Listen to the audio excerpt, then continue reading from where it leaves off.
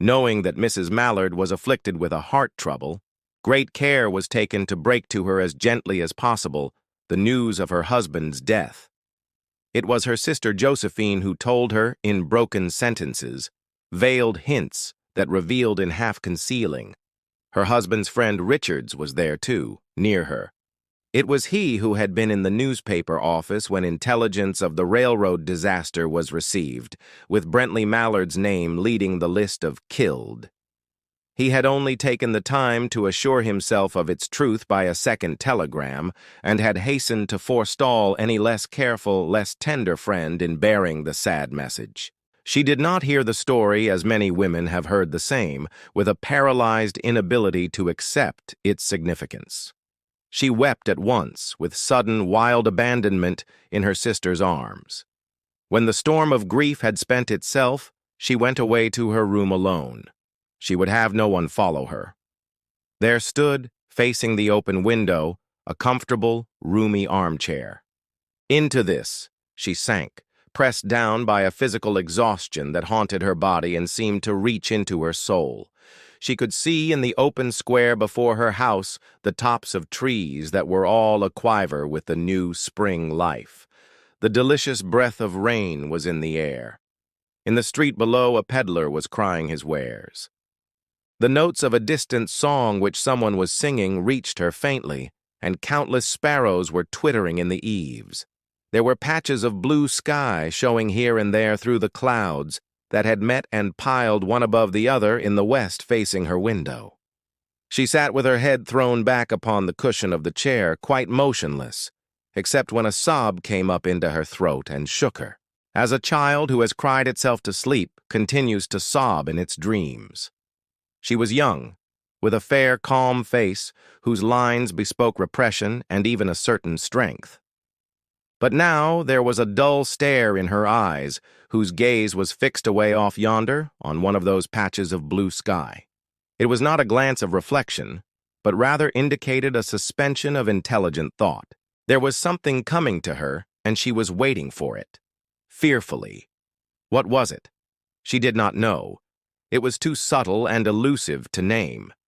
But she felt it, creeping out of the sky, reaching toward her through the sounds, the scents, the color that filled the air.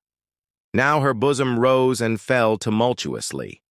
She was beginning to recognize this thing that was approaching to possess her, and she was striving to beat it back with her will, as powerless as her two white, slender hands would have been.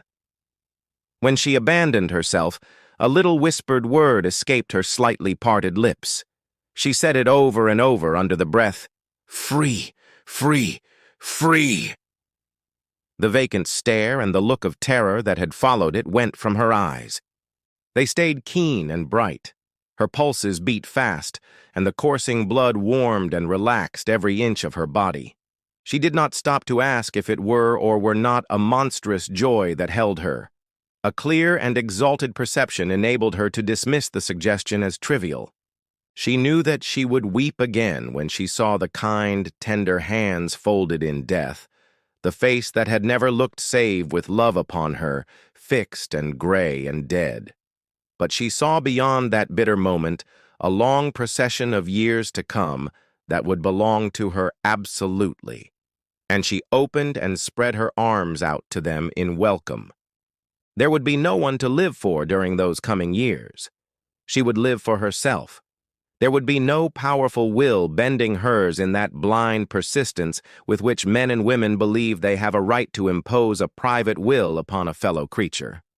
A kind intention or a cruel intention made the act seem no less a crime as she looked upon it in that brief moment of illumination. And yet she had loved him, sometimes. Often she had not. What did it matter? What could love, the unsolved mystery, count for in the face of this possession of self-assertion which she suddenly recognized as the strongest impulse of her being? "Free! Body and soul free!" she kept whispering. Josephine was kneeling before the closed door with her lips to the keyhole, imploring for admission.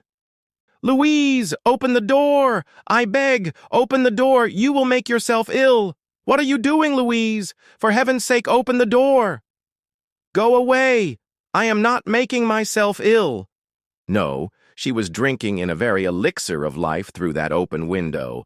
Her fancy was running riot along those days ahead of her, spring days and summer days and all sorts of days that would be her own.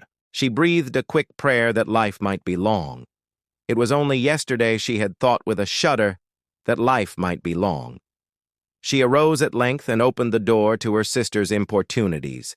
There was a feverish triumph in her eyes, and she carried herself unwittingly like a goddess of victory.